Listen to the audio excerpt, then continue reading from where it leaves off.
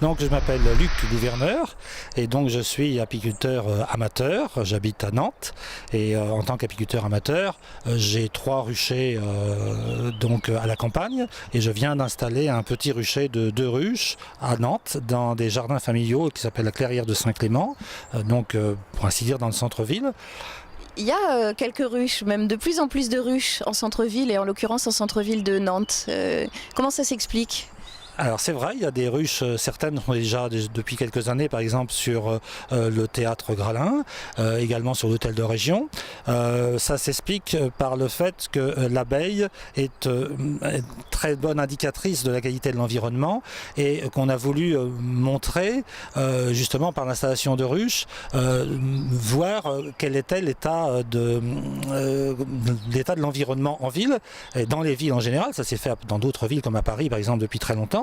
Et on s'aperçoit depuis quelques années que toutes les ruches qui sont installées en ville ne posent aucun problème particulier de santé, alors que ce n'est pas toujours le cas des ruches qui sont à la campagne, qui sont exposées aux produits insecticides pour la plupart, qu'on appelle les pesticides, et même à des doses plus faibles, ça a automatiquement un impact sur la santé de la colonie, alors qu'en ville, ce n'est pas le cas. Des ruches donc en centre-ville, vous l'avez dit, au jardin Saint-Clément, c'est vous qui les avez installées, également sur le toit de l'Opéra Gralin, sur le toit du parc des expositions, sur le toit de l'hôtel de région, sur me semble-t-il, un immeuble sur l'île de Nantes également, au de l'Insula. Ces ruches ont-elles également des vertus pédagogiques ?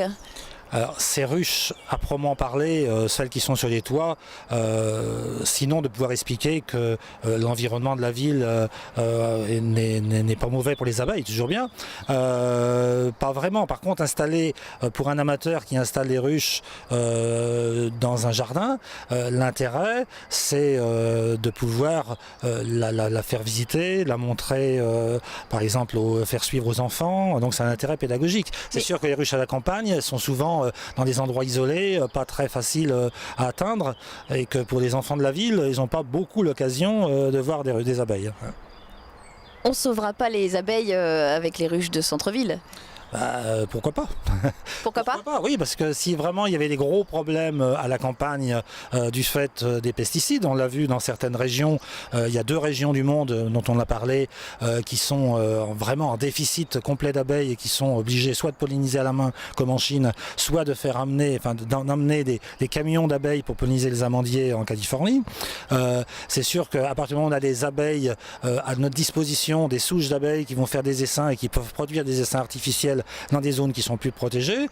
Si on arrive à une période où à la campagne, par des catastrophes successives comme ça se passe actuellement dans certaines régions, un peu plus à l'est en Europe ou aux États-Unis, si on a des réserves dans des zones réservées, ça sera toujours ça de sauver pour repeupler ensuite dans des zones qui de nouveau seront en état de recevoir des abeilles.